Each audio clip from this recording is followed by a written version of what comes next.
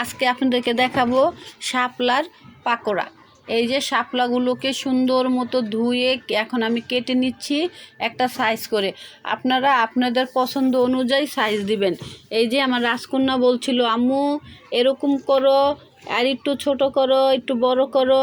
আপনাদের রাজকন্যাকে পাশে রাখবেন, দেখবেন রাজকন্যার পছন্দ অনুযায়ী কেটে ফেলবেন। তারপরে রং ধনুর মতো সুন্দর করে সাজিয়ে এগুলোর ভিতরে এখন এই টুথপিকগুলো ঢুকাই দিবেন। একটু চেপে ধরবেন, একটু হাতে খেয়াল রাখবেন যাতে আপনার হাতে ঢুকে না যায়। শাপলাটা যেহেতু নরম, আর দিলেই সুন্দর ঢুকে যায়, বেশি কষ্ট হয় না, একদম আলতো হাতে ধরলেই হয়ে যায়। দেখেন কত সুন্দর করে আমি শুধু শাপলাগুলো সাজিয়ে নিয়েছি, আর একটু হালকা করে ধরে চেপে ঢুকিয়ে দিচ্ছি। আরেকটা করে দেখাচ্ছি আপনাদের সুবিধার জন্য যে কিভাবে সাজিয়ে নেবেন। আপনারা আপনাদের ইচ্ছে মতো সাজিয়ে নিতে পারেন। এইখানে যেই কয়টা আপনারা ঢুকাতে পারেন আপনাদের পছন্দ অনুযায়ী। তারপর এগুলোকে এখন আমি দিব সিদ্ধ হতে। একটা দুইটা বলক আসলেই হবে, বেশিক্ষণ কিন্তু লাগে না শাপলা সিদ্ধ হতে। শুধু পানিটা গরম আসলেই একটা বলক আসলেই হয়ে যায়। তারপরে এগুলোকে একটা চালনিতে রেখে দিবেন যাতে শাপলার পানিটা ঝরে যায়। এটা হচ্ছে একটা ডিম আর লবণ, এটা হচ্ছে হলুদের গুঁড়া, তারপরে এখানে দিয়ে দিব মরিচের গুঁড়া, দিয়ে ভালো করে এখন আমি মিক্স করে নিব। এইখানে কিন্তু আপনারা চামিচ দিয়ে অনেকে চামিচ দিয়ে মিলায়, চামিচ দিয়ে মিলাবেন না, এক্ষেত্রে কিন্তু আপনার বেটারটা ভালো হবে না।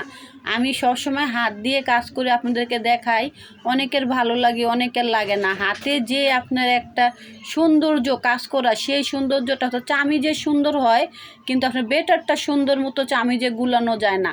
দেখেন আমি খুব সুন্দর করে হাত দিয়ে গুলিয়ে নিচ্ছি। এই যে এইভাবে করে মথলে কি হবে, আপনার পাকোড়াটা সুন্দর মতো ফুলে যাবে। আমি কিন্তু ফুলানোর জন্য এখানে কোনো খাওয়ার সোডা অ্যাড করি নাই, দেখবেন খুব সুন্দর এটা ফুলে গেছে। আর আমি পাকোড়ায় কিন্তু চাউলের গুঁড়া অ্যাড করেছি।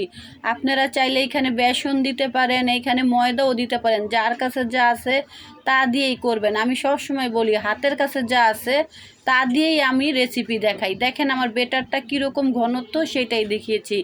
এখন ওই যে সিদ্ধ করা শাপলা একটা দিয়ে দিচ্ছি তেলের মধ্যে। তেলটা কিন্তু ভালো করে গরম হতে হবে। দেখেন কত সুন্দর করে একদম নরমভাবে আলতো হাতে ধরে এটা কিন্তু বিছাতে হবে, কারণ শাপলাটা কিন্তু আমার সিদ্ধ করা। সুন্দর করে আস্তে আস্তে করে বিছিয়ে দিবেন, না হলে কি হবে একটার সাথে একটা লেগে যাবে। এটা শুধু প্রথম একবার দুইবার হয়, পরের বার হয় না।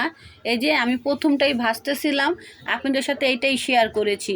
দেখেন এটা খুব সুন্দর করে ফুলে উঠবে, আর একটার সাথে একটা লেগে গেছে, এটা ভয় পাওয়ার কোনো কারণ নাই, পরে ঠিক হয়ে যাবে। আর এই পাকোড়াটা যখনই আপনারা বানাবেন চাইবেন গরম গরম খেতে। এটা গরম গরম খেতে কিন্তু খুব স্বাদ, একদম অনেক স্বাদ। আপনি একদম টপাটপ অনেকগুলো একসাথে খেতে পারবেন, কিন্তু ঠান্ডা হয়ে গেলে এটা ভালো লাগে না। এই যে কত সুন্দর আমার পাকোড়াগুলো একদম সুন্দর ফুলে উঠেছে। হঠাৎ করে কেউ দেখলে বুঝতেই পারবে না এটা যে শাপলা দিয়ে পাকোড়া করেছি। একদম সুন্দর করে যখন কালারফুল হয়ে যাবে তখন নামিয়ে সুন্দর করে খেয়ে ফেলবেন। আমার শাপলা দিয়ে পাকোড়া বানানোর আইডিয়াটা কীরকম হয়েছে, ভালো লাগলে বাসায় ট্রাই করবেন।